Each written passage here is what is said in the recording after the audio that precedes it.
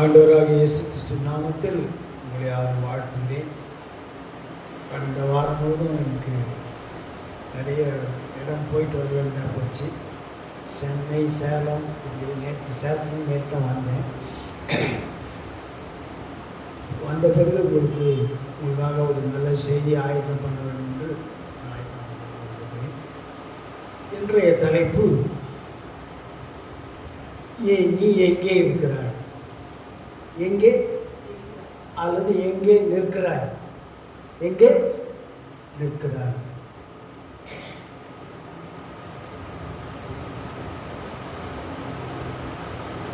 நீ ஆண்டவரோடு எட்டி நிற்கிறாயா அல்லது கிட்டி சேர்கிறாயா? இது ஒரு கேள்வி. நீ எங்கே நிற்கிறாய்? யாத்திரை 3-4 வாசிங்க. யாத்திரை 3-4.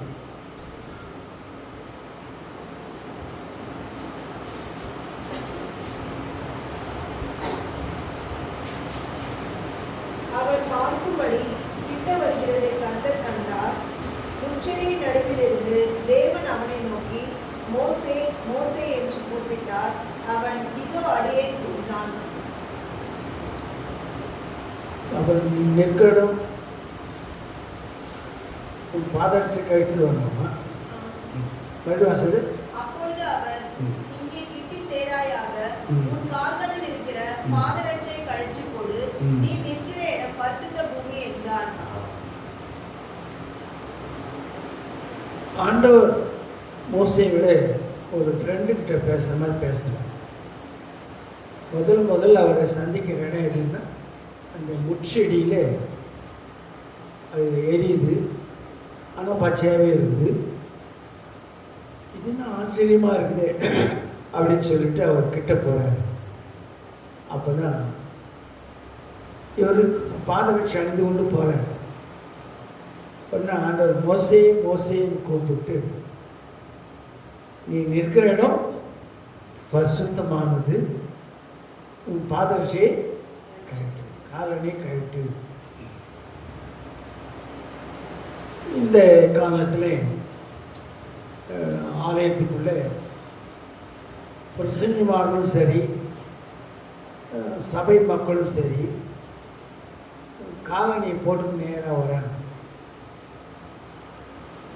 அது கேட்டால் பேஷன் அல்லது ஸ்டைல் அல்லது பெருமை, இதோ ஒன்று, அது ஒரு காரணம் சொல்லுவாங்க. ஆனால் நீ ஆண்டவர் சொல்கிற மோசையை பார்த்து, நீ நிற்கிற இடம் பரிசுத்தமானது, நீ பாதரட்சையை கழட்டு. நமக்கு அது இப்போதைய காலங்களில் பார்க்கும்போது ரொம்ப படித்தவங்க, ஜாம்பவானுங்க, பெரிய பிரஸ்தாபமான ஊழியக்காரங்க எல்லாம் பார்த்தீங்கன்னா ஷூவோடு தான் மேலே போகிறாங்க. ஆல்டர் மேலே ஸ்டேஜில் எல்லாம் பார்க்கும்போது அவங்க போகிறாங்க. அது பெருமையினால் போகிறாங்களா, அகந்தையினால் போகிறாங்களா, எதனால் போகிறாங்கன்னு நம்மளால் யூகிக்க முடியல. ஆனால் சவுத் சைடு நீங்கள் போனீங்கன்னா அங்கே அதுக்குன்னு சில பேர் இருப்பாங்க. அது வரவர் யாராக இருந்தாலும் சரி, அவரை பார்த்து தயவு செய்து ஷூவை கழட்டி வச்சுட்டு போங்க, செருப்பை கழட்டி வச்சுட்டு போங்க, அதை வற்புறுத்தி கழட்டிடுவாங்க, கழட்டி வச்சுருவாங்க. ஆனால் இங்கே இந்த காலத்தில் பார்க்கும்போது அது ஒரு பெருமையாக நினைக்கிறேன். ஷூவோட சர்ச்சுக்கு போனால் அது ஒரு பெருமையாக நினைக்கிறேன். ஆண்டவர் பெருமை உள்ளவர்களுக்கு தேவன் எதிர்த்து நிற்கிறார். இந்த வசனத்தை அடியோடு மறந்துடுறாங்க. நீ ஒரு பரிசுத்தமான இடத்துக்கு, பரிசுத்த தேவாலயத்துக்கு நீ வரும்போது உன் நடையை காத்துக்கொள். ஆனால் இவங்க என்ன பண்ணுறாங்க, படிச்சுட்டுக்கிறாங்க, ரொம்ப படிச்சுக்கிறாங்க, அனுபவம்லாம் ஜாஸ்தி, பேர் உலகமெல்லாம் பேர் அவங்களுக்கு புகழ் இருக்குது. ஆனால் அவங்க ஷூவோடு போய் ஸ்டேஜில் நிற்கிறாங்க. அதை கேட்குறதுக்கு யாருக்குமே தைரியம் வர்றதில்லை. அது ஒரு ஸ்டைலாக நினைக்கிறாங்களா என்ன நினைக்கிறாங்களோ எனக்கு புரியல. ஆனால் ஆண்டவர் என்ன சொல்கிறாரு, நீ நிற்கிற இடம் பரிசுத்த பூமி. அவர் தான் சொன்னார், என்னென்ன காலனியை கயிற்று. மோசே ஒரு ராஜாவுக்குரிய அனுபவம்லாம் 40 வருஷம் ஒரு அரசாங்கத்தில் இருந்து ஒரு ராஜா ஸ்தானத்தில் இருந்தார். ராஜாவின் மகன், ராஜாவாக அவனை உயர்த்தினார். மோசே கயிற்றினாரா இல்லையா? நீ நம்மலாம் மோசையோட பெரியவங்களா? நான் கேட்குறேன், மோசையோட பெரியவங்க இப்போ இந்த ஷூவோட மேலே போகிறாங்களே, ஸ்டேஜுக்கு போகிறாங்களே இவங்கெல்லாம். மோசைக்கு இந்த அனுபவத்தில் ஒரு 50,000 ஒரு பங்கு இருக்குன்னா இவங்களுக்கு ஒன்றும் இல்லை, வெறும் படிச்சுட்டுக்கிறாங்க அவ்வளோதான், அல்லது பணக்காரங்க அதுதான், அவ்வளோதான். ஆனால் தேவனுடைய சமூகத்துக்கு எப்படி போய் நிற்கணும்னு தெரியாது, எப்படி போய் நிற்கணும்னு தெரியாது. இவங்களை குறித்து ரொம்ப வெசனப்படணும். நான் எத்தனையோ பெரிய ஆளை கூடலாம் சகவாசம் பண்ணியிருக்கிறேன். அவங்க எல்லாருமே அந்த ஸ்டேஜில் ஆல்டரில் ஷூவோடு தான் போகிறாங்க, ஷூவோடு தான் வராங்க. எனக்கு அது ரொம்ப கஷ்டமாக தான். மறுபடியும் கேட்குறேன் நான், மோசேவே பாதனையே இதை செருப்பு கட்டிட்டு போனாரு, நீ என்ன அவரோட பெரிய ஆளா? அவரோட நீ அனுபவம் பெற்றவனா? 120 வருஷம் அனுபவப்பட்ட, 40 வருஷம் அரசாங்கத்தில் ராஜ்யபாரம் பண்ணார், 40 வருஷம் வனாந்தரத்தில் ராஜ்யபாரம் பண்ணார், 40 வருஷம் பிரயாணத்தில் இருந்தார். எத்தனையோ லட்சம் பேரை வழிநடத்தினார். அப்பேற்பட்ட மோசையை காலில் இருக்கிற செருப்பு கைட்டு போகுது. நீங்கள் என்ன பண்ணுறீங்க? ஷூவோட போகிறீங்க, ஷூவோட வரீங்க. அது இல்லை, அவர் என்ன எனக்கு அவங்கள பற்றி எப்படி சொல்கிறதுன்னு எனக்கு விளங்கலை. ஆனால் ஒன்று தெரியுது எனக்கு, நீ ஒழுங்கு இல்லாதவனா இருந்தால் நீ போலீஸ் ஸ்டேஷனில் நிற்க வேண்டி வருது, கோர்ட்லையும் நிற்க வேண்டியது. இது உண்மை தானே? நல்லா படித்தவங்க பெரிய ஆளுங்க எங்கே நிற்கிறாங்க? இப்போ கோர்ட்டில் நிற்கிறாங்க, வந்து அந்த கூட்டில் நிற்கிறாங்க. சில பேர் கம்பி கூட ஏற்றுறாங்க. எவ்வளோ வசனமான காரியம் பாருங்க. அருமையானவர்களே, நாம் தாழ்மையாக இராவிட்டால், மனத்தாழ்மையாக இராவிட்டால், அவங்க ஏதோ அவங்க பந்தா பண்ணிக்கிறாங்க, பண்ணிட்டு போட்டோம். நம்ம சொற்பமாக கொஞ்சம் பேர் தான் இருக்கணும். இந்த சொற்பமானவர்கள் தாழ்ந்த சிந்தையோடு நீங்கள் இருந்தீங்கன்னா நீங்கள் கோர்ட்டுக்கு போக வேண்டிய அவசியம் இல்லை, போலீஸ் ஸ்டேஷனுக்கு போக வேண்டிய அவசியம் இல்லை, ஜெயிலுக்கு போக வேண்டிய அவசியம் இல்லை. அப்போ அங்கே கம்பியை பிடிச்சி தான் நிற்கணும். ஆகையினாலே நீ எங்கே நிற்கிறாய்? நீ எங்கே நிற்கிறாய்? ஆண்டவரே பார்த்து மோசேவை பேரிட்டு கூப்பிட்டாரு. முதலில் காலில் இருக்கிறத கழிட்டு, முதலில் காலில் இருக்கிறத கழிட்டு. அவ்வளோ பெரிய தேவதாசன் கால் செருப்பை கழிட்டுட்டு அவரோட பேசிட்டு அவர் சொன்னபடி கீழ்ப்படுத்தி இஸ்ரவேல் ஜனங்களை வழிநடத்தினார். பல லட்சம் பேரை வழிநடத்தினார். நமக்கு கீழே ஒரு 10 பேர் வேலை வாங்கிட்டா அவர் பெரிய பந்தா, 100 பேர் வேலை வாங்கிட்டா இன்னும் கொஞ்சம் பந்தா, 1000 பேர் வேலை வாங்கிட்டா இன்னும் கொஞ்சம் பந்தா, ஒரு கம்பெனிக்கு ஓனர் ஆகிட்டா இன்னும் கொஞ்சம் பந்தா. இதெல்லாம் கிறிஸ்தவ மத்தியில் காணப்படுகிற காரியம். கொஞ்சம் 1 கோடி சேர்ந்துச்சுன்னா அவர் நடைய ஸ்டைலில் மாறி போகுது, பார்வையே மாறி போகுது. அருமையானவர்களே, நாம் யார்? எப்பேற்பட்டோம்? எங்கே நிற்கிறோம்? எந்த சூழல் நிற்கிறோம்? நம்முடைய ஆவிக்குரிய வாழ்க்கை எங்கே நிற்கிறது? எப்படி இருக்கிறோம்? அதை நம்ம வெரிஃபை பண்ணிக்கிறது நல்லது. என் மனைவி கிட்ட சில நேரத்தில் அவங்க கொஞ்சம் ஸ்டின்ச்சாக இருக்கிறதுனால சில எங்களுக்கு வாக்குவாதம் வந்துடும். வாக்குவாதம் நான் கேட்பேன். அப்புறம் அவங்க என்ன புரிஞ்சுக்கின்னு என்ன பண்ணுவாங்க, தயவுசெய்து நீங்கள் 1 10 2 10 12 வாசிங்க. அது வாசிங்க யாராவது? 1 10 12.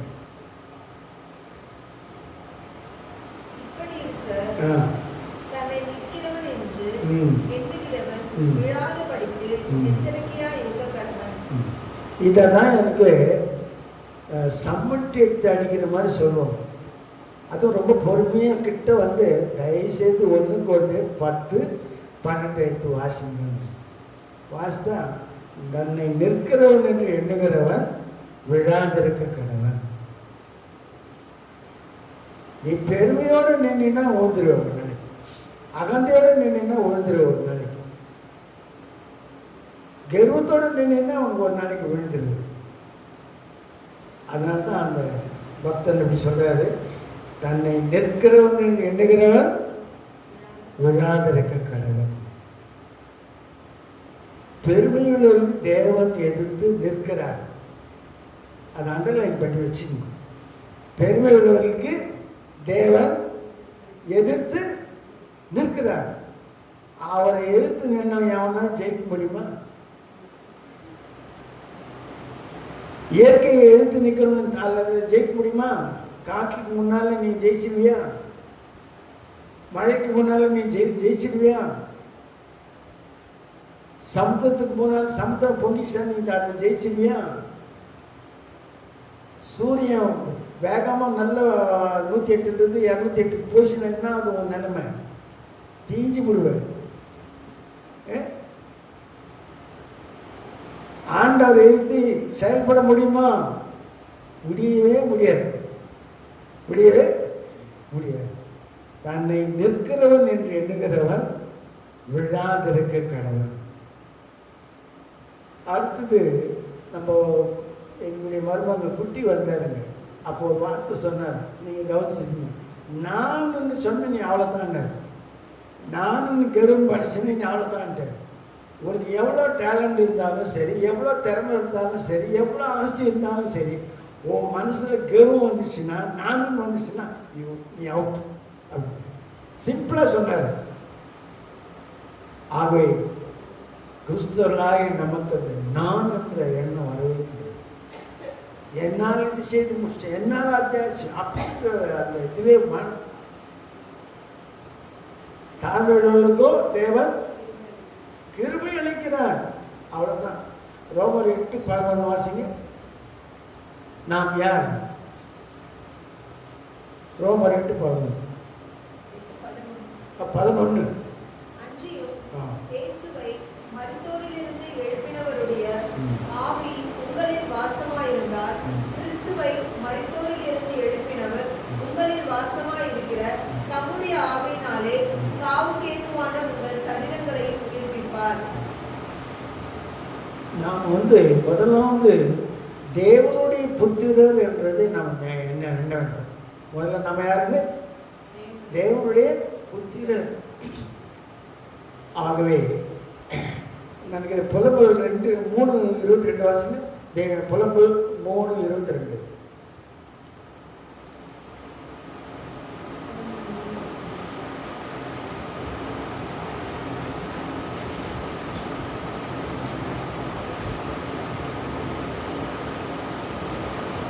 புலம்பல் நாம் நிர்மூலமாகாதிருக்கிறது கர்த்தருடைய கிருபையே, அவருடைய இரக்கங்களுக்கு முடிவில்லை.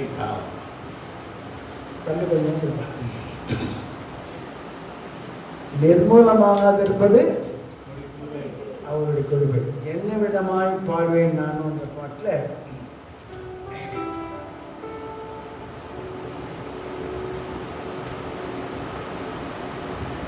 என்ன விதமாய் பாடுவேனோ மன்னன் இயேசுவின் இரக்கங்களை, என்ன விதமாய் பாடுவேனோ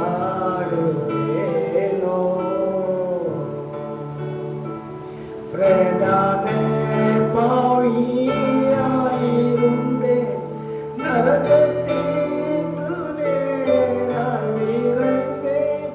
பிரதான பாவியாயிருந்தேன், நரகத்திற்கு நேராய் விரைந்தேன்.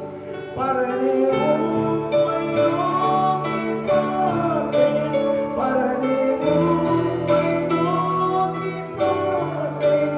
நரகம் தாமென்னை ரட்சித்தேன், என்ன விதமாய் பாடுவேனோ. நிர்மூலமாகாதிருப்பது நிச்சயமாய் நின் கிருபையே. நிர்மூலமாகாதிருப்பது நிச்சயமாய் நின் கிருபையே.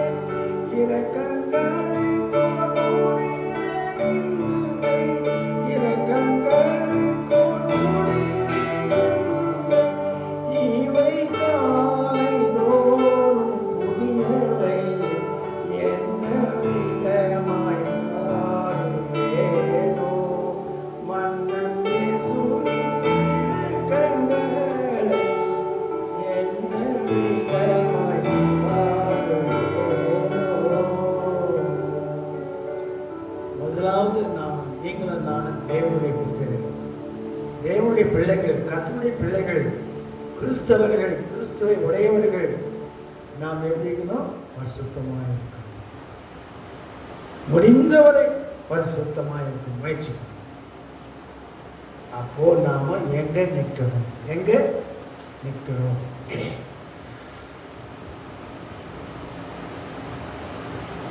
அவருக்கு விரோதமாக நின்றோம்னா நம்ம நிர்மூலமாயிடும். அவருக்கு விரோதமாக நின்னா நிர்மூலமாயிடும்.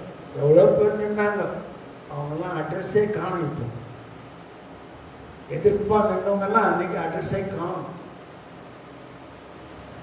ஆகவே நிர்மூலமாகாது இருப்பது நம்ம தேவனுடைய கிருபை. ஒரு எச்சரிப்பின் வார்த்தையை மட்டும் வாசத்தில் முடிக்கலாம். ரோமர் 14:10 வாசி. ரோமர் 14:10. இப்படி இருக்க நீ உன் சகோதரனை குற்றவாளி என்று தீர்க்கிறதல்ல, நீ உன் சகோதரனை அற்பமாய் எண்ணுகிறதல்ல. நாம் எல்லாரும் கிறிஸ்துவினுடைய நியாயாசனத்திற்கு முன்பாக இருப்போமே. மோசே பார்த்து ஆண்டவர் என்ன சொன்னாரு? நீ நிற்கிற இடம் பரிசுத்தமானது, செருப்பை கழிட்டு. இப்போ நம்மளை பார்த்து என்ன சொல்றாரு? இது எச்சரிப்பின் வார்த்தை. ரோமரில் பவுல் போஸ்ட் நம்ம எழுதுறோம். ரோமர் சபைக்கு எழுதும்போது அதை பவுல் போஸ்ட் எழுதுறாரு. மறுபடியும் 14ஆம் அதிகாரம் ரோமர் 14, 10, 11, 12 வாசி. இப்படி இருக்க உன் சகோதரனை குற்றவாளியாக தீர்க்கிறது என்ன? நீ உன் சகோதரனை அற்பமாக எண்ணுகிறது என்ன? நாம் எல்லாரும் கிறிஸ்துவின் நியாயாசனத்துக்கு முன்பாக நிற்போமே. அந்தபடி முழங்கால் யாவும் எனக்கு முன்பாக முடங்கும், நாவுகள் யாவும் தேவனை அறிக்கை பண்ணும். என் ஜீவனை கொண்டு உரைக்கிறேன். கர்த்தர் சொல்கிறார் என்று எழுதியிருக்கிறது. ஆதலால் நம்மில் ஒருவனும் ஒவ்வொருவனும் தன்னை குறித்து தேவனுக்கு கணக்கு ஒப்புவிப்பான். ஒரு நாளைக்கு நம்ம ஆண்டவருக்கு கணக்கு ஒப்புவிக்கணும். நம்முடைய காரியெல்லாம் அங்கே ஒரு கருப்பு பெட்டி இருக்குது. ஏரோப்ளைனில் ஒரு கருப்பு பெட்டி வச்சுக்கிற மாதிரி அங்கே ஒரு கருப்பு பெட்டி இருக்குது. அங்கே டெய்லி ரிப்போர்ட் அங்கே போயின்னு தான் இருக்குது. நமக்கு தெரியாது நம்ம என்னென்ன தப்பு பண்ணோமோ அதெல்லாம் அங்கே ரெக்கார்ட் ஆக முடியுது. அது நியாயாசனத்தின் முன்பாக ஒரு நாளைக்கு என்ன பண்ணுவார்? ஆண்டவராக இயேசு கிறிஸ்து முதல் முறை நன்மை செய்கிறவராக வந்தார். அப்புறம் இப்போ 2ஆவது முறை வரும்போது நன்மை செய்கிறவராக வரமாட்டார். நீதி உள்ள நியாயாதிபதியாக வருவார். இந்த வசனம் நமக்கு பயம் மனசில் எப்போதும் இருக்கணும். அவர் வரப்போகுது. எப்படிப்பட்டவராக வரப்போறாரு? ஜட்ஜாக வர போகிறார். இப்போ வர ஜட்ஜிங்கெல்லாம் யூஸ்லெஸ்ன்னு. காலையில் ஒரு தீர்ப்பு, சாயந்தரம் ஒரு தீர்ப்பு, கீழ்கோர்ட்டில் ஒரு தீர்ப்பு, மேல்கோர்ட்டில் ஒரு தீர்ப்பு, சுப்ரீம் கோர்ட்டில் வேறு ஒரு தீர்ப்பு. ஆனால் ஆண்டவராக இயேசு கிறிஸ்துவிட்ட சூட் கேஸு செல்லாது, எதுவும் செல்லாது. அங்கே எங்கே நிற்கிறோமோ நியாயாசனம் முன்பாக நிற்க வேண்டும். நல்லா அண்டர்லைன் பண்ணி வச்சுக்கணும். நம்ம 2 பேர் இருந்தாலும் சரி, 3 பேர் இருந்தாலும் சரி, 10 பேர் இருந்தாலும் சரி, இந்த 10 பேர் கருத்துக்கு உண்மையாக இருந்தால் நம்மை கொண்டு பெரிய காரியங்களை ஆண்டவர் செய்வார். மறுபடியும் இந்த 10ஆம் வசனம் வாசிங்க. 14 இப்படி இருக்க நீ உன் சகோதரனை குற்றவாளின்னு தீர்க்கிறது என்ன? நீ உன் சகோதரனை அற்பமாக எண்ணுகிறது என்ன? நாம் எல்லாரும் கிறிஸ்துவனுடைய நியாயாசனத்துக்கு முன்பாக நிற்போமே. தயவு செய்து சொல்கிறேன், நம்ம சொந்தக்காராக கூட இருக்கட்டும், பிளட் ரிலேஷனாக இருக்கட்டும், கூட படுத்தவங்களாக கூட இருக்கட்டும், அவங்களை குற்றவாளின்னு நம்ம தீர்க்க வேண்டிய அவசியம் இல்லை. அவங்க செய்கிறது எல்லாமே தப்பாக தான் செய்வாங்க, ரைட்டாக ஒன்று கூட செய்ய மாட்டாங்க. ஆனால் நம்ம அவங்கள என்ன பண்ணக்கூடாது, குற்றவாளின்னு தீர்க்கக்கூடாது. கூடுமான வரை அவங்க ரட்சிக்கிறதுக்கு, அவங்கள ரட்சிக்கு ஆண்டவராக இயேசு கிறிஸ்துவை ஏற்றுக்கொள்வதற்கு என்னென்ன செய்யணுமோ அதெல்லாம் தான் செய்யணும். அவங்களை எப்படியாவது கிறிஸ்துக்குள் கொண்டாடணும். அது செய்தோம்னா அப்போ ஆண்டவர் நமக்கு ரிவார்டு கொடுத்து, வாப்பா உனக்கு ஒவ்வொருத்தருக்கும் அவங்க நற்கதி தகுந்தாதான் ரிவார்டு கொடுப்பார். ஆகவே நாம் எங்கே நிற்கிறோம்? தப்பான இடத்துல இருந்தோம்னா அவர்கிட்ட நம்ம என்ன பண்ணணும், குற்றவாளியாக நிற்கணும். நல்ல காரியங்கள் செய்தோம்னா மோசையை போல அவர் சொன்னதுக்கு கீழ்ப்படிந்து என்ன பண்ணார், செருப்பை கழட்டு, சிம்பிள் காரணத்தை கழட்டு. இப்போ நம்ம ஆட்கள் நிறைய படிச்சுட்டு செல்வந்தர்களாக இருக்கிறாங்க, அந்த தேவனுடைய ஆலயத்தில் செருப்பு போட்டு வராங்க. நான் பெங்களூருக்கு ஒரு சர்ச்சுக்கு போனேன், பெரிய சர்ச், 1000 பேர் இருப்பாங்க. ஒருத்தருக்கு ஷூ கழட்டவே இல்லை. அதெல்லாம் கைட்டுக்கு போனால் நான் ஒருத்தர் தான் வெளியிலே கைட்டு போயிட்டு நான் கூட ஷூ போட்டேன், உனக்கு ஷூ போட்டு தான் போனேன். அருமையானவர்களே, ஆண்டவர்கள் சொல்லும் மோசையை பார்த்து செருப்பு கைட்டு நம்ம மோசையோட பெரியவங்களும் நம்ம. ஆகவே ஒரு சின்ன காரியம், ஆண்டவர் சொன்ன காரியம் ஒரு சின்ன காரியம். நீ எவ்வளோ படிச்சிருந்தாலும் பரவாயில்ல, நீ எவ்வளோ பெரிய செல்வந்தனாக இருந்தாலும் பரவாயில்ல, ஆண்டவர் வார்த்தை கீழ்ப்படிஞ்சா ஆசீர்வாதம், கீழ்ப்படியலைன்னா நியாயாசனத்துக்கு முன்பாக நிற்க வேண்டும். ஆண்டவர் சொல்றாரு, நீ நிற்கிற இடம் பரிசுத்தமானது அப்படின்ட்டாரு. அதுக்கப்புறம் வேற சர்டிஃபிகேட் தேவையா? கர்த்தருடைய ஆலயம் தேவனுடைய பரிசுத்தமான இடம். ஆகவே அன்பானவர்களே, நமக்கு பெருமை வேண்டாம், நமக்கு பெருமை வேண்டாம். தாழ்ந்த சிந்தையோடு இருப்போம். தாழ்மையோடு தேவன் கிருபை அளிக்கிறார். அது போதும். நீ அப்படி நீ ஆண்டவர் சமூகத்தில் தன்னை தாழ்த்தி இருந்தானா கட்டாயம் உன்னை ஆண்டவர் வைத்துக்கொண்டே போவார். நாம் எங்கேயும் நிற்கிறோம். உங்களுக்கு வசதி இருந்தால் எங்கள் மருமக ஒரு பாட்டு பாடுகிறார், எங்கே போகிறாய்னு ஒரு பாட்டு பாடுகிறார். அது சீனியில் போட்டுருக்காரு, நீங்கள் அதை அவர்கிட்ட கேட்டு கூட வாங்கிக்கணும். எங்கே போகிற அருமையான பாட்டு, ரொம்ப நல்லா இருக்கும், ரொம்ப அழகாக பாடியிருக்கார். அவர் தான் இசையமைச்சார். எங்கே போகிறாய்னு ஒரு பாட்டு. அது நான் இன்றைக்கு தலைப்பு, நீ எங்கே நிற்கிறாய்? எப்படிப்பட்ட சூழ்நிலை நிற்கிறாய்? வசதி பெருகிச்சுன்னா அவ்வளோதான், நிற்கிற இடம்லாம் வேற இடம் தான்.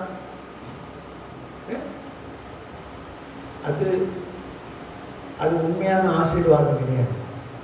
ஆகவே நாம் நிற்கிற இடம் எது என்று யோசித்து நம்முடைய ஆவிக்குரிய ஜீவியம் எப்படி இருக்கிறது, நம்முடைய சூழ்நிலை எங்கே எப்படி இருக்குது, நம்ம உயர்வாக இருக்கிறோமா தாழ்வாக இருக்கிறோமா,